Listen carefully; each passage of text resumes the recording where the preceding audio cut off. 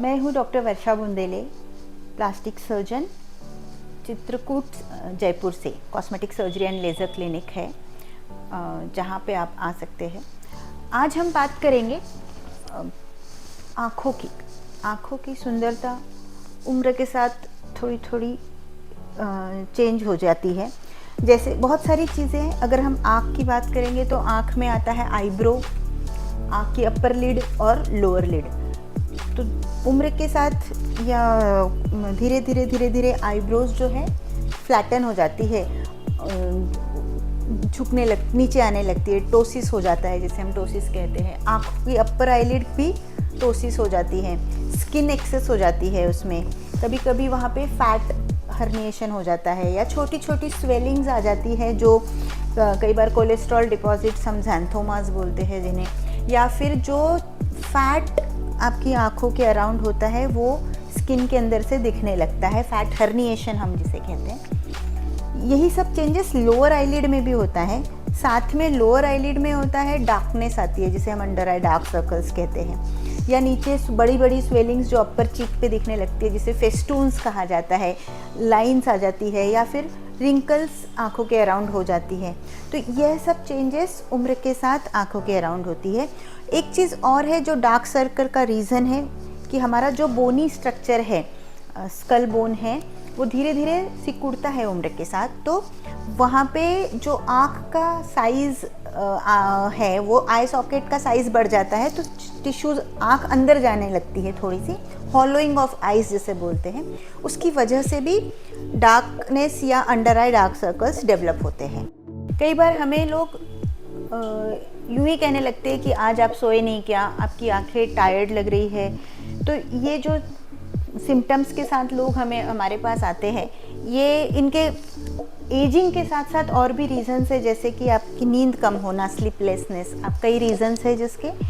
Then आपका stress level है, आपका सन एक्सपोजर है, या फिर आपकी न्यूट्रिशनल डेफिशिएंसीज है, मल्टीविटामिन डेफिशिएंसीज अगर है, तो ये सारे कारण हैं अंडर आई डार्क सर्कल्स के भी और टायर्डनेस ऑफ आइज़ के।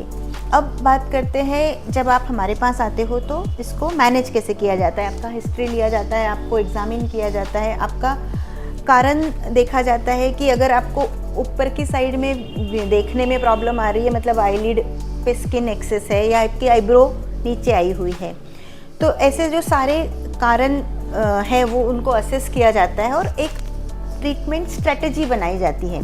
तो उसमें मैं कहूँगी आईब्रो से शुरू करते हैं। जैसे कि आईब्रो अगर नीचे आती है तो आईब्रो को एलिवेट किया जाता है, आईब्रो लिफ्ट किया जाता है। आईब्रो लिफ्ट करने के लिए बहुत सारी चीज़ें हैं, जैसे कि बोटॉक्स, फिलर्स और थ्रेड्स, या ultimately surgery. So non surgical and surgical things are there.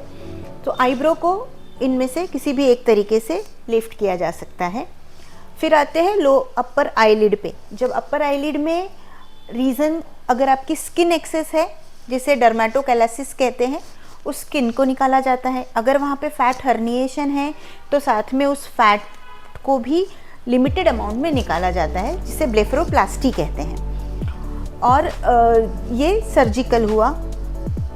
Even कुछ रीसरफेसिंग चीज़ें हैं, जैसे कि केमिकल पील्स है जिन्हें डार्क सर्कल्स के लिए यूज़ किया जा सकता है। कुछ स्वेलिंग्स अगर है, ज़ैंथोमास जैसे है, जिन्हें इधर लेज़र के द्वारा निकाला जाता है, या अगर वो साइज़ बहुत बड़ा है, इन डेप्थ है, तो उसे सर्जिकली रिमूव किया जाता है। इसके बाद लोअर आईलिड पे अगर हम आते हैं तो अगेन सिमिलर चीज़ें हैं, पील्स है, लेज़र्स है, थ्रेड्स है। आजकल बहुत थ्रेड्स इन हैं, जो मोनो थ्रेड यूज़ किया जाता है आईलिड रिजुविनेशन के लिए। देन बोटॉक्स है, जो आपके क्रोस फिट या रिंकल्स बनती है, डायनामिक रिंकल्स, उनके लिए कर सकते हैं। फिलर्स यूज़ किया जाता है आपके टायर्ड आइज़ को करेक्ट करने के लिए। फेस्टून्स अगर है या स्वेलिंग्स अगर है तो उन्हें कई बार लोअर लिड ब्लेफरोप्लास्टी करके सर्जरी करके रिमूव किया जाता है। और अगर अपर पार्ट में बड़ा फेस्ट्यून बन रहा है अपर लिड चिक जंक्शन पे, तो कई बार आपकी जो ब्लेफरोप्लास्टी हम लोअर आईलिड से कर रहे हैं, उसके साथ साथ मिड फेस को लिफ्ट कर सकते हैं, या उस फेस्टून को डायरेक्टली एक्सरसाइज भी करके सर्जरी करके उसका करेक्शन किया जाता है। ऐसे कई तरीके हैं जिससे आपकी आईज को फ्रेश लुक दिया जा सकता है, यंगर लुक दिया जा सकता है। तो अगर आपको इनमें से कुछ भी प्रॉब्लम लग रही है तो आप हमें नीचे दिए गए नंबर पे कांटेक्ट कर सकते हैं। Thank you.